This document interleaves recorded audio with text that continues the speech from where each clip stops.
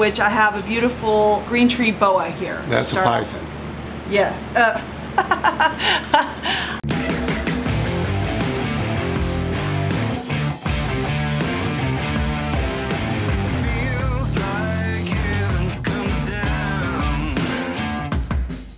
Deadly Tarantula Girl coming to you from Mondoggie again with Mr. Chris Curtis.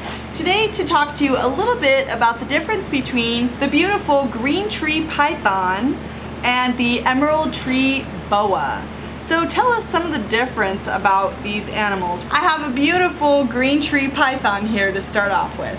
It's also called the Chondropython. Yes. This is a beautiful bioc specimen from the island. They come in different locales, different color morphs, and what they're doing now on the paintballing is incredible. So that's another color morph. The paintballing is what I call when they mix color morphs and get different color morphs, and they designer paintballing. What are some of the characteristic differences between a boa and a python? Let's start with that. Okay, usually, not always, but most pythons are found across the pond. Most boas are found on this side of the pond, but that's not on everything. It's just the majority. The others is obviously their skull structure, but one of the biggest differences, and this is on 98%, pythons lay eggs, boas have live bearing. Okay. Now these are both warmer arboreal species. Correct. So tell me a little bit about keeping these two species. Well, the differences are you definitely want your humidity ratio proper. Misting is a good idea.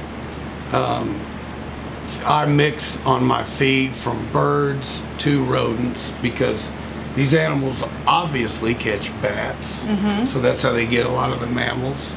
They'll get rodents climbing in trees, but a lot of bird activity from the bird life that's up in the treetops. Interesting. So this is a very beautiful animal. Let's very docile. Yes, actually, chondropythons are known for having kind of a nasty little temperament. I actually have another video where I'm bitten by my own chondropython, and this one's a very mellow. Let's take a look at an emerald. You're going to next, and it could be a little nippy.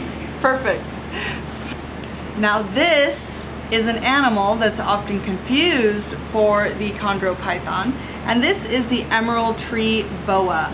So tell us a little bit about this species. Well, this species can be a little cranky as well. Fortunately, this one's not. These... I mean, look who's holding it. Exactly. Deadly Tarantula Girl. Now, these animals, when these are a hatched, live bearing, I'm sorry, this is a live birth animal.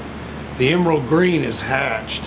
When these animals come out, they come out in different colors. Yellow, a bright yellow, to a rusty brown, to a red.